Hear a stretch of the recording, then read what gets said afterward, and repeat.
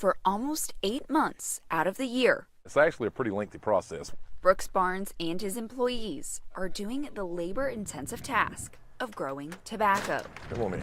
Barnes kickstarts 400 acres of tobacco in his Lucama farm by growing them through hydroponics. So there's 338 trays in one plant. Investing around $4,600 an acre. That's about $2 million I got invested just in my tobacco crop, and I've got to get every cent of that back before I've made a penny. While tobacco is his highest input cost, it can also be the most profitable, factor depending. But factors like weather could increase the cost per acre, which is bad news for farmers. Last year it was probably more like 5,000.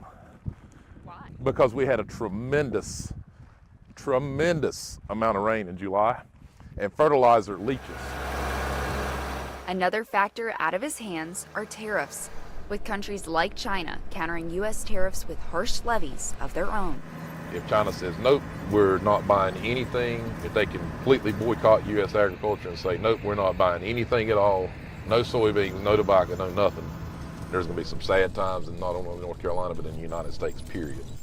With an average of around 25 to sometimes 80 workers on the farm per day, Barnes says he may cut down on personal living costs to make ends meet. It's a long time from now to the harvest time, and I would really hope and pray that by the end that we've got some answers. Some of Barnes' top crops, like soybeans, won't be harvested until October, leaving time for countries other than the U.S. to try to make export trade deals with China. We need people like China that buy a tremendous amount of our U.S. crop each year to be on board and not lose that customer. He says farmers in the U.S. are already at a disadvantage, with higher production costs than other countries. That's what soybean seed look like. And while he's bracing for the worst, he remains hopeful.